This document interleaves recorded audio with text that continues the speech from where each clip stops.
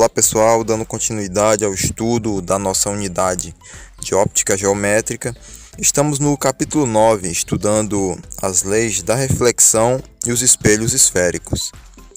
Um espelho esférico, nós temos alguns exemplos no nosso dia a dia, né? Aquele espelho que fica lá atrás no ônibus, né?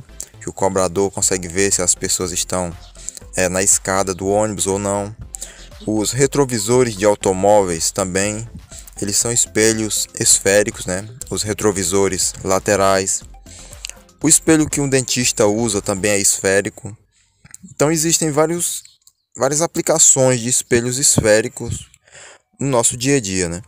E é justamente esse tipo de espelho que nós vamos estudar. Vamos iniciar o nosso estudo pelos elementos dos espelhos esféricos.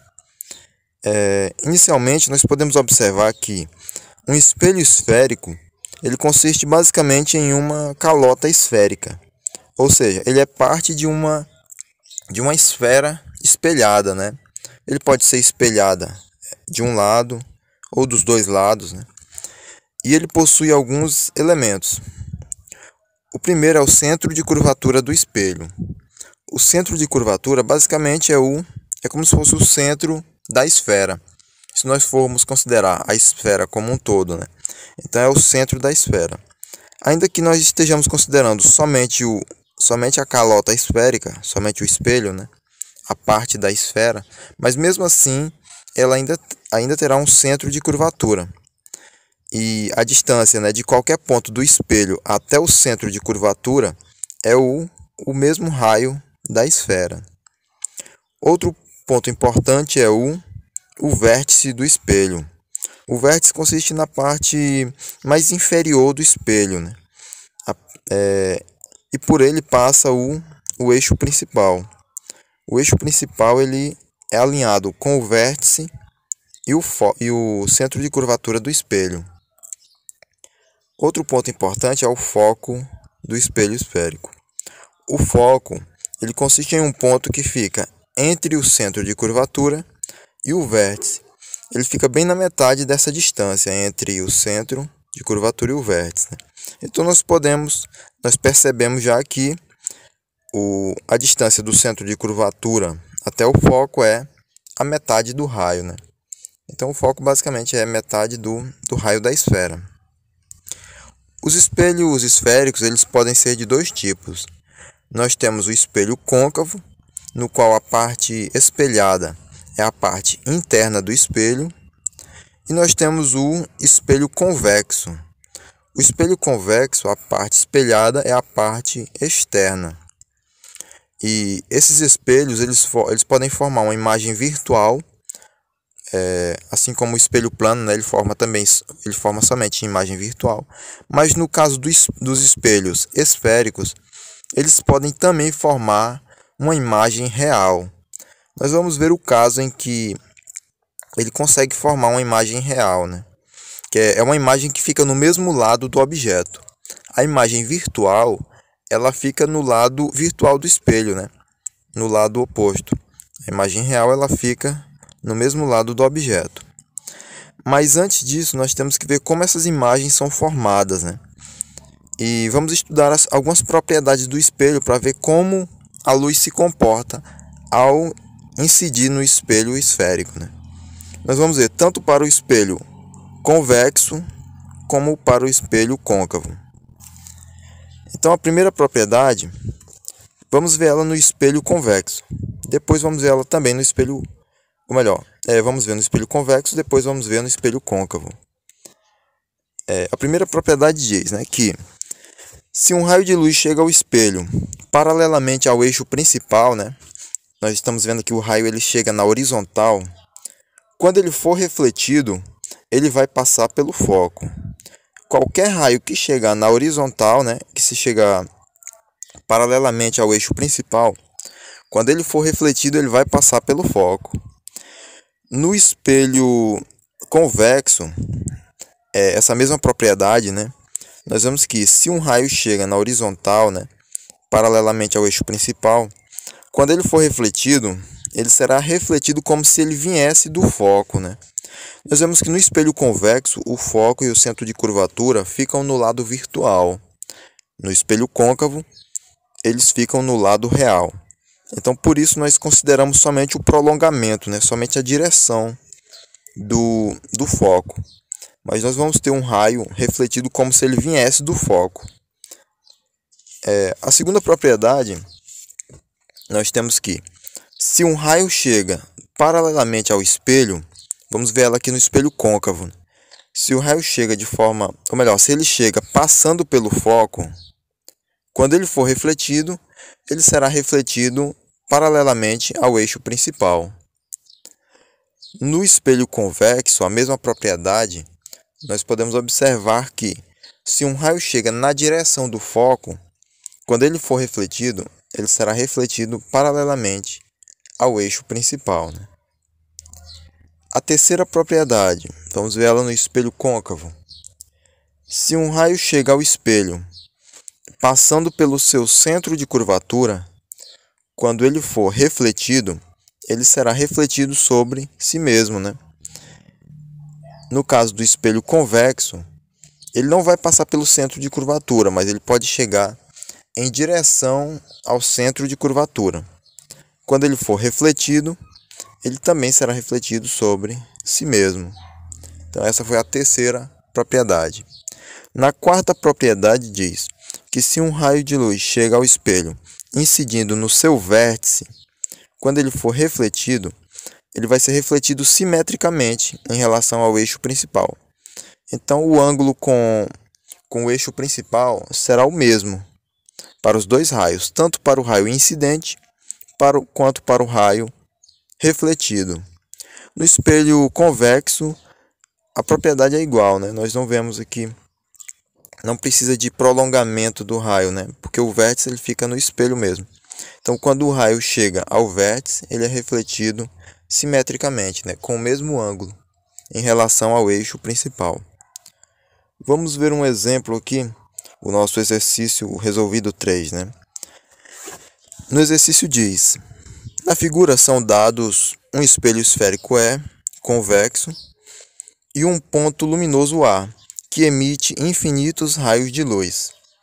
Na letra A, copie a ilustração e trace os raios que saem de A e obedecem a cada uma das 4 propriedades dos espelhos esféricos.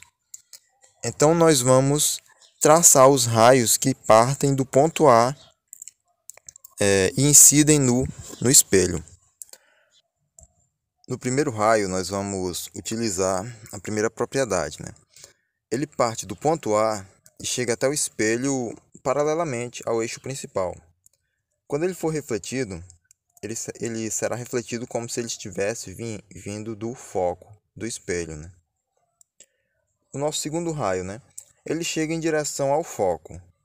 Quando ele for refletido, ele será refletido paralelamente ao eixo principal.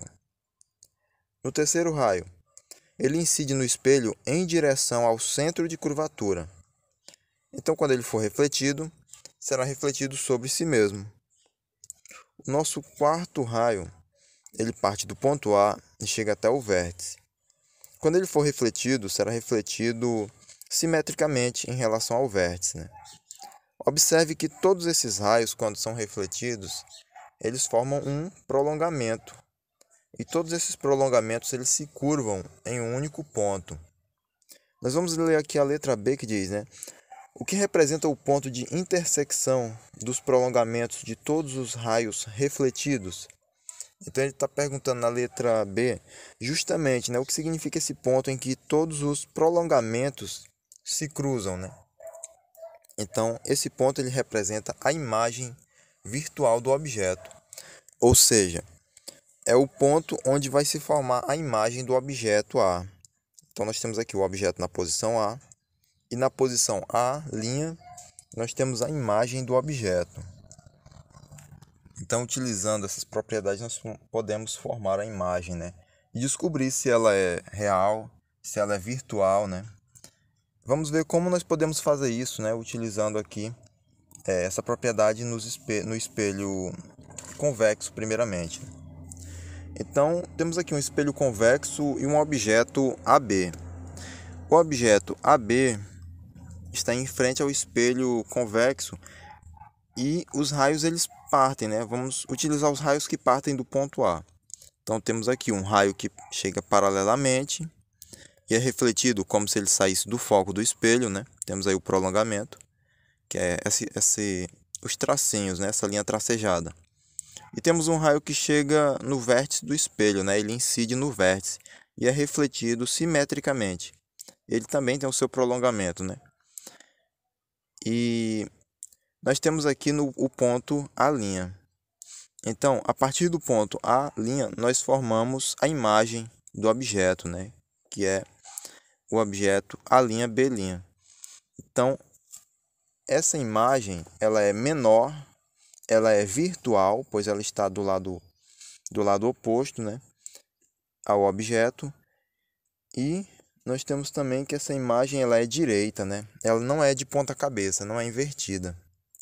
Então, todo espelho esférico convexo vai formar uma imagem dessa forma, né? Com essas características. É como os retrovisores de automóveis, os espelhos que se utiliza em porta de garagem para ver se os carros estão chegando, né? Então, todos eles vão formar uma imagem virtual, menor e direita. No espelho convexo, ou melhor, no espelho côncavo, né? Nós vimos o convexo, vamos ver o côncavo. É diferente, né? O espelho côncavo ele depende da distância do espelho até o objeto. As características mudam.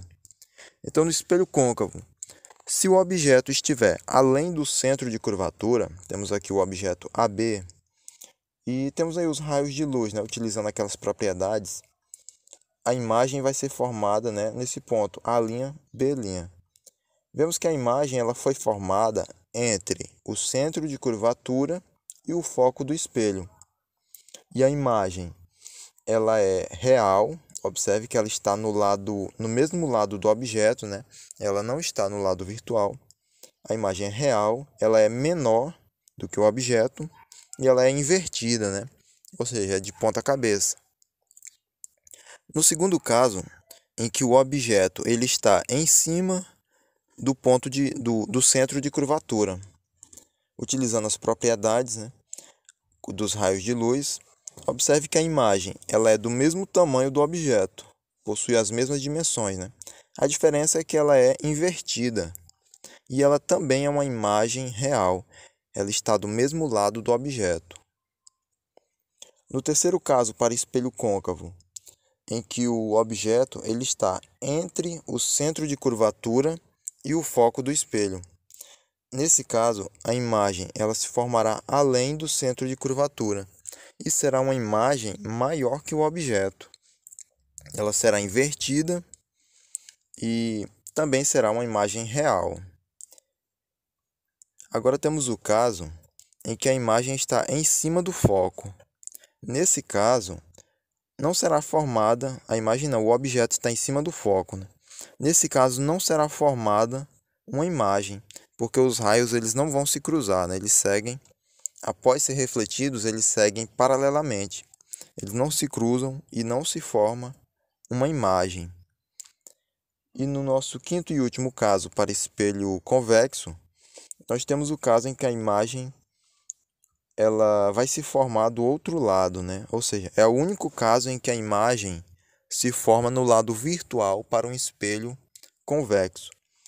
Nesse caso, o objeto está entre o foco e o vértice do espelho, ou seja, ele está bem próximo ao espelho. Ele vai formar uma imagem maior, ela é direita e também ela é virtual. É como o espelho do dentista, né? A imagem que ele forma, né, do dente, ela é virtual, é maior e ela é direita, né? Ela não é invertida. Então essa é a forma com que as imagens, né, elas vão se formar nos espelhos esféricos. Assim nós finalizamos o nosso capítulo sobre espelhos esféricos. Até a próxima, pessoal.